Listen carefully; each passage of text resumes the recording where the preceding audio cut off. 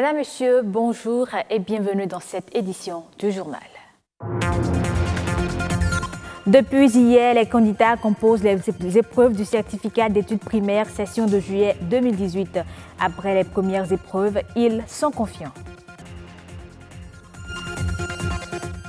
Les tarifications au pont péage et pesage changent. Elles passent au double. C'est une décision du ministre des Infrastructures et des Transports entrée en vigueur depuis le 1er juillet. Un consultant en économie donne son avis. Et puis, la mission médicale chinoise au Bénin est en fête. À travers une exposition photographique au Centre culturel chinois, les performances de la 22e mission de Nexia ont été célébrées.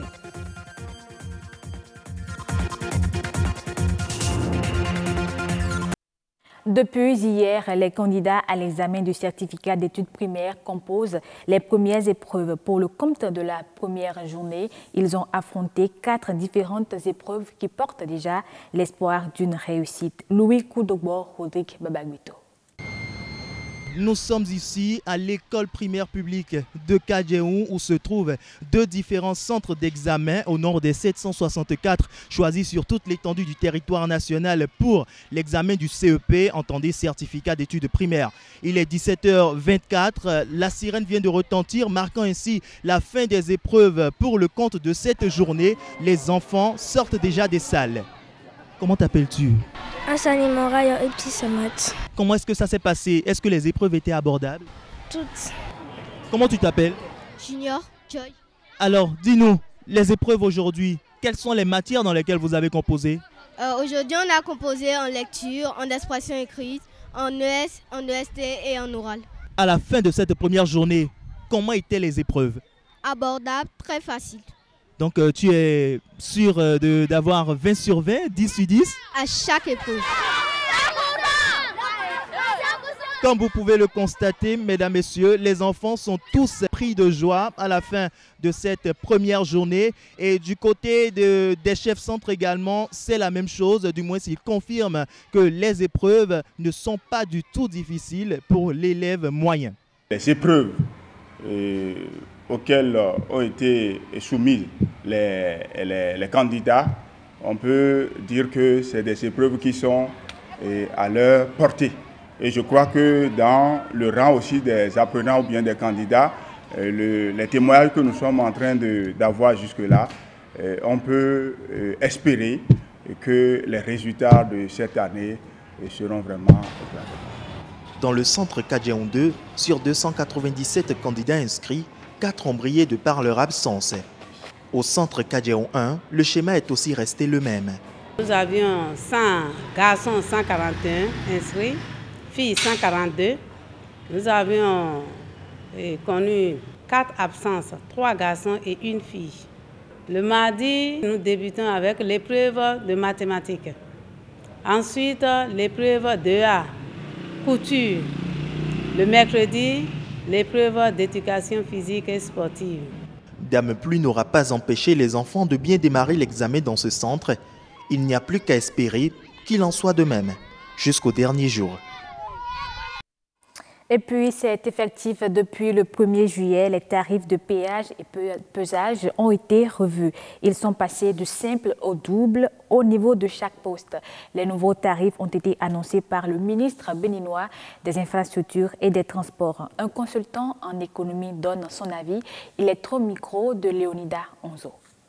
Techniquement, nous devons reconnaître que cette hausse de prix au niveau de nos ponts de péage et passage est due sur 2 plans. Le premier plan, d'abord, c'est de renflouer les caisses de l'État. Et le second plan, on peut le comprendre ainsi, c'est d'entretenir le réseau routier.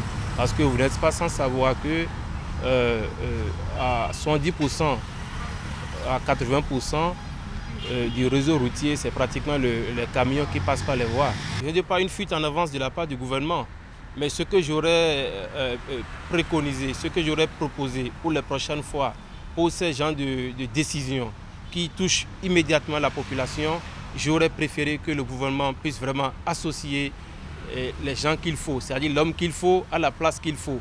Ce n'est pas toujours heureux de ressentir ce genre de décision, mais je pense que sur le plan technique, nous devons peut-être encourager le gouvernement à continuer dans ce sens, mais en écoutant plus la population. Ce qui est sûr, force doit rester à la loi et nous devons rester vraiment dans la politique de l'État pour qu'aujourd'hui le pont de péage et de paysage puisse vraiment rayonner au niveau de la sous-région, au niveau de l'UMOA.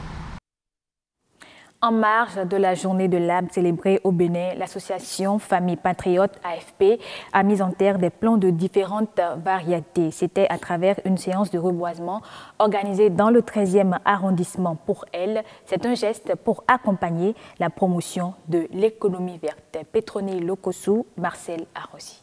Rendre notre espace de vie sain.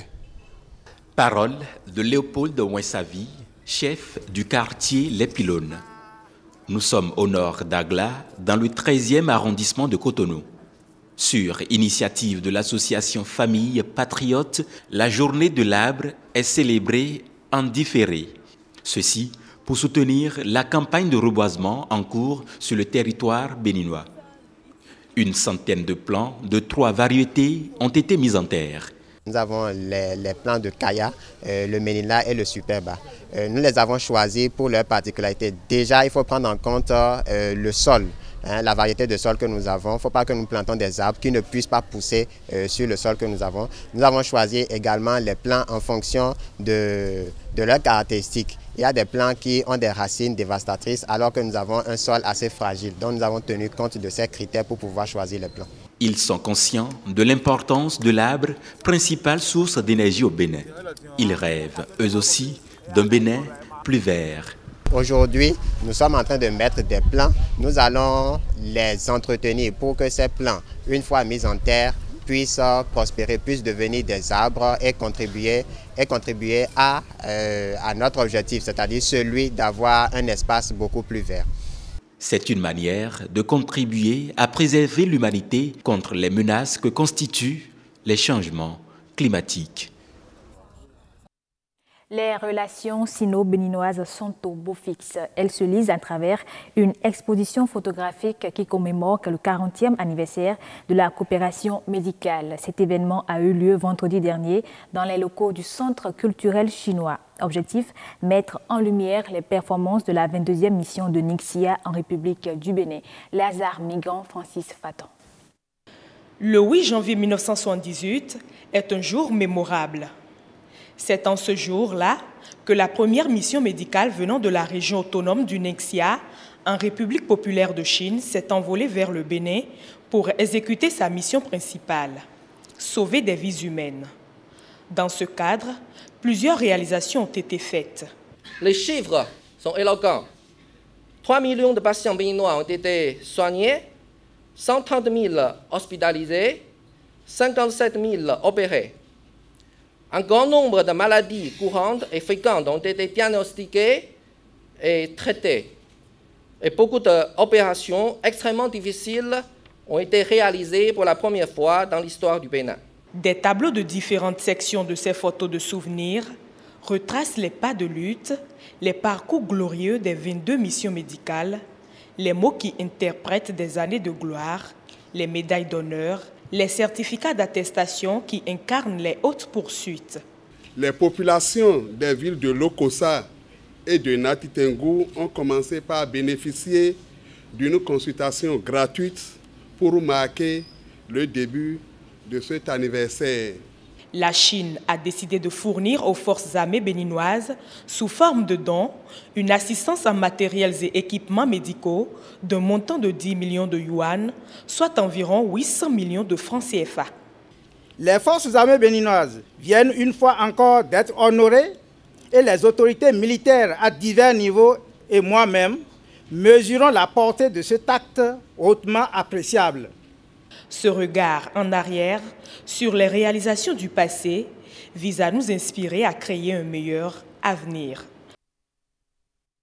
Et puis, hors du Bénin à présent, sale temps pour les magistrats au Burkina Faso. Ils sont dans le viseur de la lutte anti-corruption. Après la vague des sanctions disciplinaires ayant entraîné la fin de la carrière d'une vingtaine de magistrats, c'est maintenant le réseau national de lutte anti-corruption qui souhaite ouvrir une enquête de moralité sur la période d'avant 2010. L'objectif est d'élucider le rôle troublé joué par certains acteurs de l'histoire sociopolitique du pays.